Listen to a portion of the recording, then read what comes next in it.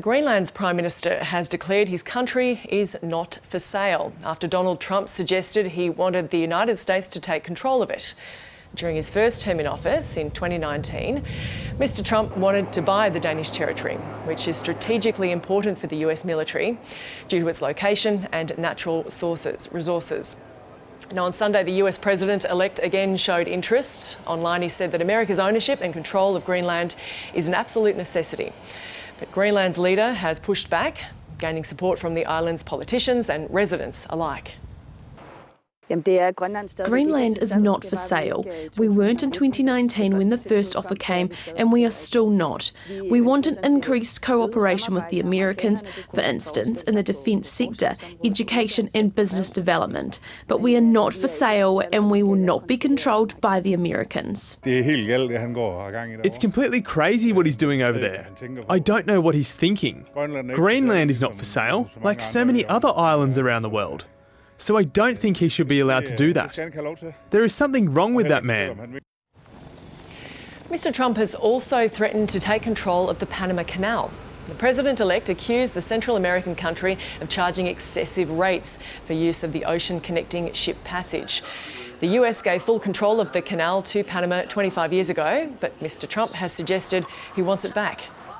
We're being ripped off at the Panama Canal like we're being ripped off everywhere else. And we will demand that the Panama Canal be returned to the United States of America in full, quickly and without question. I'm not going to stand for it.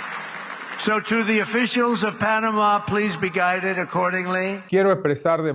I want to express that every square metre of the Panama Canal and its adjacent areas belong to Panama, and will continue to belong to Panama.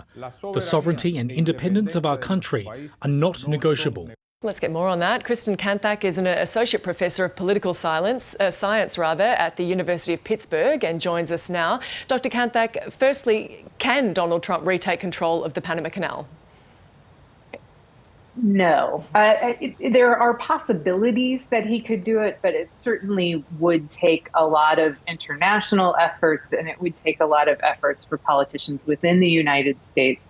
And it would be really hard. I think it's not something he's willing to work that hard to actually see happen. We know that Trump sometimes says things to get an outcome other than what he's stating there at the time, to posture himself. And also we know that sometimes he says whatever he thinks in the moment. Do we know what we're dealing with in this case? I think this is something where, you know, if he had his druthers, sure, he'd have Greenland, he'd have the Panama Canal. But I don't know that this is, I do know that this is something that would be incredibly difficult to actually pull off. And so he certainly, I think there's good money on the Panama Canal staying with the Panamanians and Greenland not being sold to the United States, and Canada not being the 51st state while we're at it. Meantime, Greenland has had to remind Donald Trump that it's not for sale. So what is this and the comments on the Panama Canal telling us about US diplomacy during Trump's second term? I think it looks like it's going to be very similar to what it was in the first.